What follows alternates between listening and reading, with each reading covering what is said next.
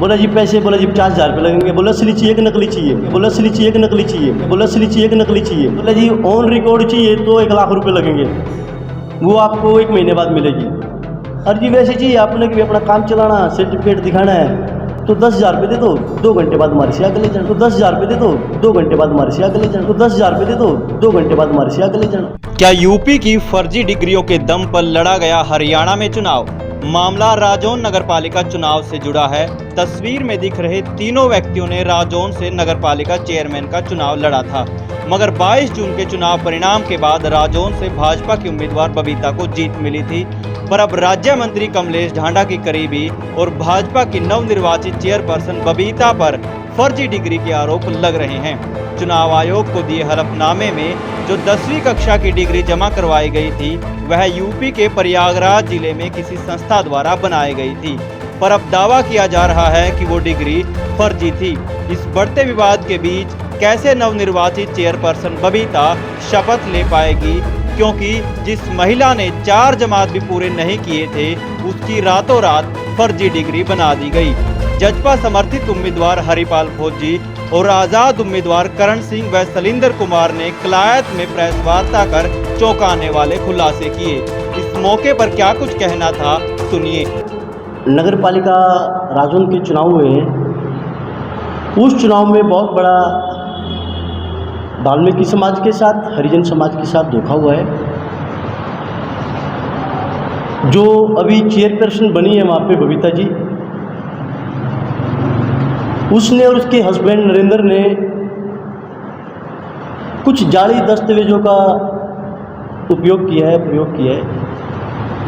जैसे कि उनकी 10वीं की सनद है, जो उसने अपने मैट्रिक का सर्टिफिकेट लगाया हुआ है, वो जाली है, यूपी से बनवाया हुआ है। 2020 में कोरोना काल में वो उनको इशू हुई। मैंने, मेरे साथियों ने, मेरी पूरी टीम ने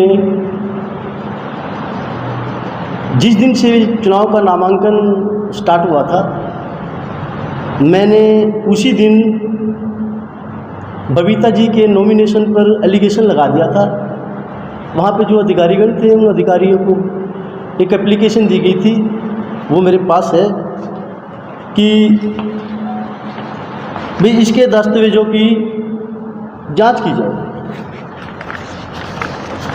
अधिकारियों ने भी मुझे गुमराह किया। ये वो मेरी पहली एप्लीकेशन है, ये इसका रजिस्टर्ड नंबर है। मुझे बार बार बोले कि ये भी बात चल रही है, हमारी जांच हो रही है। उसके बावजूद हम भी धीरे धीरे चुनाव में अपने टाइम नहीं दे पाए, जानकारी ले पाए।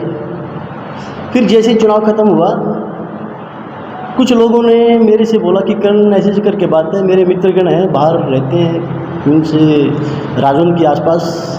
उन्होंने बोला कि भाई ये जो बबीता है, ये नैन गांव की रहने वाली है और ये तो 3rd क्लास में चढ़ी हुई है, तीसरी चौथी क्लास में चढ़ी हुई है। मेरा एक दोस्त है नैन भंडारी से, उन्हें कहा कि ये लड़की तो मेरे साथ पढ़ी हुई है, 4थी क्लास में से मेरे साथ से हट गई थी। उसके बावजूद मेरी पूरी टीम ने इस बात को गहनता से लिया और इसकी जांच पड़ताल की कोशिश उसमें लग गई। फिर हमारे को इसका एक सर्टिफिकेट मिल गया 10वीं क्लास का, जो इसने दिया हुआ है मैट्रिक का। ये है, ये इसकी सनद है 10वीं क्लास की, जो यूपी से जारी हुई है।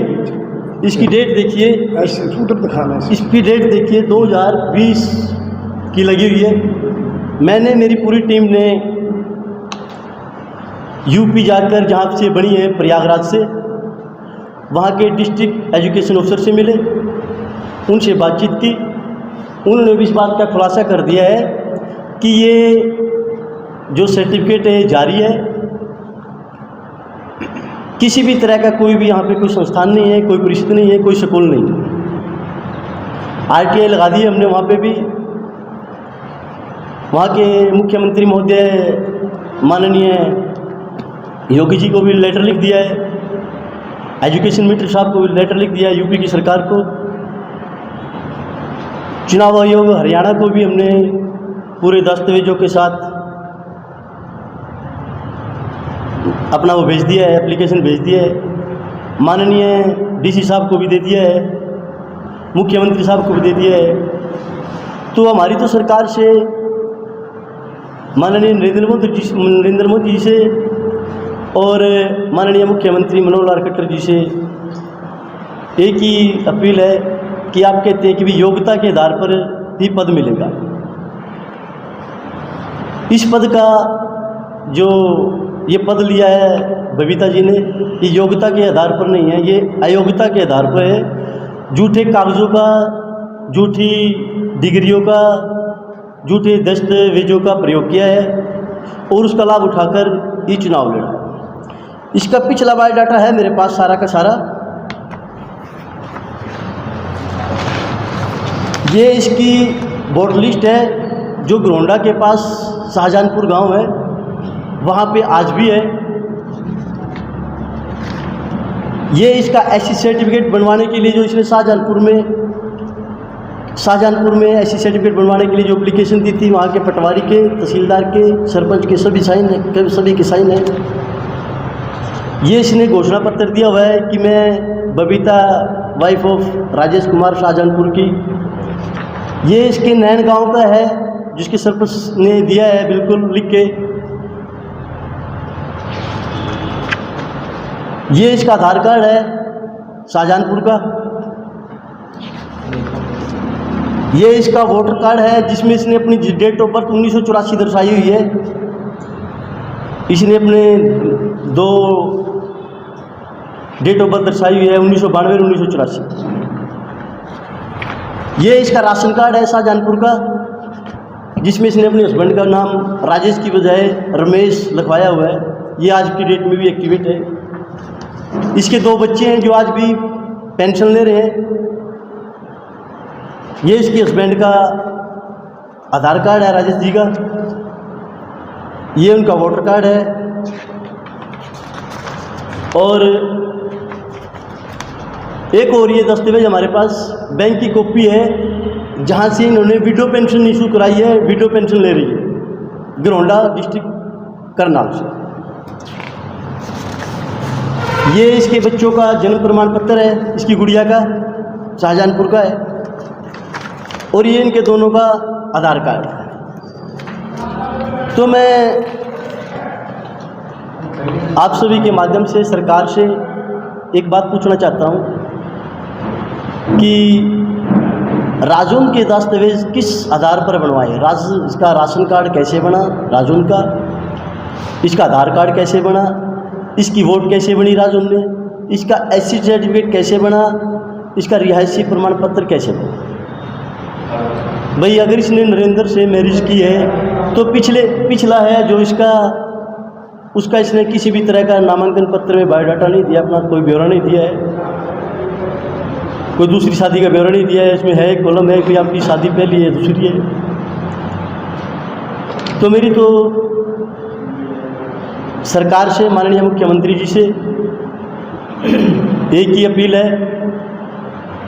हरियाणा स्टेट इलेक्शन कमीशन से भी अपील है, न्यायालय से भी है, डीसी महोदय से भी है कि इसकी सबसे पहले तो इसकी शपथ पर रोक लगाई जाए। इसके जितने भी कागज इसने दिए, अपने दस्तावेज दिए हैं, 10वीं का है, इसका एससी सर्टिफिकेट है, जो भी है डॉक्यूमेंट्स इसने दिए, उनकी अच्छी तरह से जांच पड़ताल कराई जाए। और हमने कल अपने पूरे साथियों के साथ कोर्ट में पिटीशन भी जारी करनी है, पूरे दस्तावेजों के साथ हाई कोर्ट भी जाएंगे। जैसे कि अभी एक मामला है सोहना का है, वहाँ पे माननीय न्यायालय ने उसकी शपथ पे रोक लगा दी है। और हमारे राजौंद के नज़दीकी असंध है, वहाँ से सतीश कटारिया जी बने हैं। सतीश कटारिया जी की डीएमसी और ये बबीता जी की डीएमसी एक ही आदमी के द्वारा बनाई गई है। इनका एक ही ऑफिस है। ऑफिस का भी देखो जी, ये मेरे पास वेबसाइट है जो अभी चालू नहीं है। 2018 में इसके साथ जो कर्मचारी थे इस वेबसाइट पे जो काम कर रहे थे, उनके खिलाफ मुकदमा दर्ज है। इसमें डेट इशू है 19 जुलाई 2018 में हिंदुस्तान टाइम्स में इसकी रिपोर्ट है, और अमर उजाला में है 25 मार्च 2018। यानी कि सुनने में आया कि 2016 में ये जो भी वेबसाइट है या जो भी जाली बनाने का इनका वो था, उसके खिलाफ़ मुकदमा दर्ज हैं। काफ़ी सुर्खियों में रहा है, हमारे से बहुत दूर है इलाहाबाद, तो इसलिए हमारे को पता नहीं चला है। और ये सारी की सारी वेबसाइट आज की तारीख में बंद हो चुकी है, कोई भी वेबसाइट चालू नहीं। जैसे ही हमारे को इनका SC से हरियाणा अपना 10वीं का सर्टिफिकेट मिला, तो हमने इसको वेबसाइट पर उसकी वेबसाइट को चेक किया, उसकी वेबसाइट शो ही नहीं कर रही थी। फिर हमने देखा भाई ये कहाँ पे बनी हुई है, बोले ये तो प्रयागराज में बनी हुई है। तो फिर कुछ हमारे मित्र प्रयागराज में रहते हैं, मैंने उनको बातचीत की, उन्होंने मेरी टीम बुलाई, मेरे साथी बुलाए, वहाँ पे जाकर देखा तो हमारे को सिर्फ ये ऑफिस मिला है जी। ये बिल्कुल देखिए, सिर्फ ये ऑफिस है जहाँ से ये DMC इशू हुई है। तो इस ऑफिस में कोई गतिविधि इस ऑफिस में कुछ भी नहीं है जी, कुछ भी नहीं है। वैसे तो वो बताते नहीं बिल्कुल भी। हमारे एक साथी गए, बोले कि भी हमारे को एक सर्टिफिकेट बनवाना है, हमने शादी करानी है लड़के की, लड़की हमारी 10वीं पास है और हमारे बेटे की बनवानी है +2 की। बोला जी बनी जाएगी, चाहिए BA की बनवा लो हमारे को। तो बोला जी पैसे, बोला जी 50,000 रुपये लगेंगे। बोला असली चाहिए कि नकली चाहिए? तो बात हुई असली नकली कैसे? बोला जी ऑन रिकॉर्ड चाहिए तो 1 लाख रुपये लगेंगे, वो आपको 1 महीने बाद मिलेगी। और जी वैसे चाहिए आपने कि भी अपना काम चलाना, सर्टिफिकेट दिखाना है, तो 10,000 रुपये दे दो, 2 घंटे बाद हमारे से आके ले जाना। फिर हमने उसको ये दिखाया, डॉक्यूमेंट्स दिखाए, DO साहब से मिले हम, डिस्ट्रिक्ट एजुकेशन ऑफिसर प्रयागराज, वहाँ के DC साहब से मिले हैं, बातचीत हुई है, RTI हमने लगा दी है, उन्होंने हमारी एप्लीकेशन को मंजूर कर लिया है। 2-4 दिन में वो हमारे को जवाब बाय पोस्ट भेज देंगे। सिंह जी, उन्होंने जैसे आप बता रहे हैं कि वो दावा करते हैं कि असली जो DMC है वो 1 लाख रुपए में बनती है और जो फर्जी है वो 10,000 रुपये में बनती है, तो क्या पता बबीता की असली हो? नहीं, वो हमारे दोस्त से 1 लाख रुपए लेने की चुप थे। असली का कहने का मतलब ये था कि भाई जिन दिनों एग्ज़ाम चलेंगे, भाई UP के जिन दिनों एग्ज़ाम चलेंगे, हम आपको उस टाइम में इशू करेंगे भाई, ताकि दूसरों को लगे कि भाई एग्ज़ाम के टाइम भी दी है और ये असली है। उनके पास कोई किसी भी तरह का कोई भी वो नहीं है, कोई रजिस्टर नहीं है ना, वो जो है जो इन्होंने दिखाया हुआ है, क्या नाम है इसका, उत्तर प्रदेश राज्य मुक्त विद्यालय परिषद प्रयागराज जी। ये वहाँ पर कोई भी ऑफिस नहीं है। ऑफिस का मैंने आपको दिखा दिया है, ये ऑफिस है वहाँ पर, इसके अंदर 4-5 लड़के बैठे हैं, वही काम करते हैं सारा का सारा। ये ऑफिस है, क्या है, कितने बड़े ऑफिस का यही ऑफिस होगा, कोई गेट नहीं है, ये है सारा का सारा। और मैं 100 के 100% दावे के साथ कहता हूँ कि बबीता जी की जो भी डिग्री इन्होंने लगाई है उसके खिलाफ सख्त से सख्त कार्रवाई की जाए। और मेरी माननीय मुख्यमंत्री जी से, प्रधानमंत्री जी से और न्यायालय जी से, DC महोदय से, सभी से अपील है कि इसकी शपथ पर रोक लगाई जाए। शरण सिंह जी, बबीता तो ऐसी क्या जरूरत पड़ी फर्जी DMC बनवानी पड़ी? और भी तो उम्मीदवार हो सकता है। देखो जी, मेरी जहाँ तक मुझे पता चला है कि माननीय कमलेश ढांडा जी का उनके साथ पुराना रिलेशन है। माननीय कमलेश जी सिख पाथरी की रहने वाली है और ये बबीता जी है नैन भंडारी की रहने वाली है। इनके आपस में पहले से ही आपस में मुलाकात है, परिवार में आना जाना है।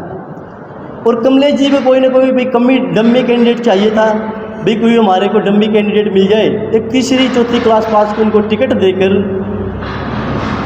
मेरे समाज की, हरिजन समाज की, हमारे पूरे भाईचारे को बर्बाद करने का, हमारे भाईचारे को आपस में बिड़ाने का काम किया है। ये तो चलो जो हो गया है वो उसमें कामयाब हो गए हैं।